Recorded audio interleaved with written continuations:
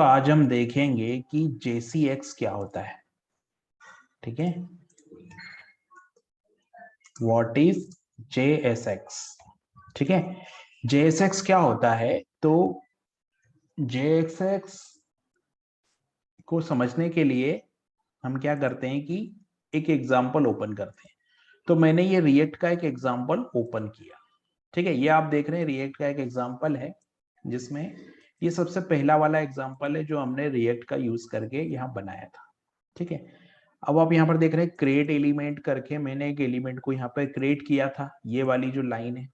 ठीक है, तो रिएक्ट कहती है कि आप जो बार बार क्रिएट एलिमेंट करते हैं ना, तो आपका ये काम थोड़ा सा और आसान कर दिया जाए, है ना। आपको ये क्रिएट एलिमेंट लिखने की जरूरत नहीं पड़े, इसलिए रिएक्ट ने एक और तरीका दिया जिसको हम बोलते हैं JSX कंपोनेंट। तो उसको कैसे करना है, उसके लिए क्या करना है कि मैंने जो ये जो लाइन लिखी ना, इस लाइन को ऐसे नहीं लिखते हुए मैं क्या लिखूंगा, यहाँ पे जाके इस लाइन को मैं ऐसे लिखूंगा लेट के बाद में लिखूंगा यहाँ my element, let my element is equal to, और मैं यहाँ लगाऊंगा H1। ठीक है, H1 लगाऊंगा, यहाँ पे मैं क्या लिखता हूँ H1, और H1 टैग के अंदर यहाँ पे मैंने लिखा H1, और H1 टैग के अंदर मुझे लिखना होगा, ये H1 लिखा मैंने, ये सेमीकोलन लगाया। और ये जो लाइन मैंने यहाँ लिखी थी, क्योंकि ये थोड़ा कॉम्प्लिकेट स्ट्रक्चर है, अब ये मैंने इस रिएक्ट कहता है कि इस तरीके से आप लिख सकते हो। तो ये जो तरीका है वो है हमारा JCX वाला तरीका, मतलब JSX वाला जो तरीका है वो ये है।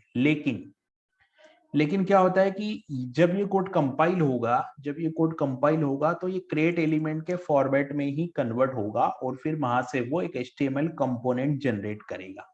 तो इसके लिए हमको एक कंपाइलर चाहिए, है ना। तो वो कंपाइलर हमको कैसे मिलेगा, अभी अगर मैं यहाँ पे जाऊंगा एग्जाम्पल पे, तो यहाँ पे एक एरर आ जाएगी। एरर क्या आ जाएगी, एरर ये आ जाएगी कि ये इस कोड को नहीं समझ पाएगा। एरर ये आ जाएगी कि ये इस कोड को नहीं समझ पाएगा।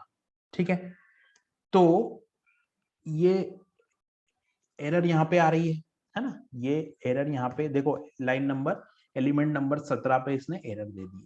तो इसके लिए फिर रिएक्ट ने क्या किया, रिएक्ट ने बोला कि आप एक कंपाइलर चाहिए हमको। तो वो कंपाइलर को हम हमारे कोड में कैसे इंक्लूड करेंगे, तो उसके लिए हमने वो के पास एक जावा स्क्रिप्ट के थ्रू एक CDN लाइब्रेरी है, वो मैं यहाँ ऐड करता हूँ। तो मैंने यहाँ पे ये ऐड की। ठीक है, अभी क्या होगा, अभी भी एरर आएगी, हाँ अभी भी एरर आएगी। उसके बाद हमको क्या करना पड़ेगा, उसके बाद हमको कंपाइलर को ये बताना पड़ेगा कि कौन सी स्क्रिप्ट को हमको कंपाइल करना है। तो यहाँ पे हमको एक लाइन लिखनी पड़ेगी, टेक्स्ट वेबल, ये लाइन हमको लिखनी पड़ेगी, type is equal to text वेबल। अब हम रन करेंगे तो हमारा आउटपुट यहाँ से आ गया। तो किया क्या है, इस बेबल ने क्या किया, बेबल क्या करता है, बेबल का काम क्या है, बेबल एक कंपाइलर है जो कि क्या करता है कि हमारे JSX कंपोनेंट जो है, ये जो कोड हमने लिखा वो JSX कंपोनेंट का कोड है। तो इस JSX कंपोनेंट के कोड को किसमें कन्वर्ट कर देता है, क्रिएट एलिमेंट में कर देता है। मतलब फाइनली हमारा कॉल जो है वो क्रिएट एलिमेंट से ही कंपोनेंट जनरेट हो रहा है।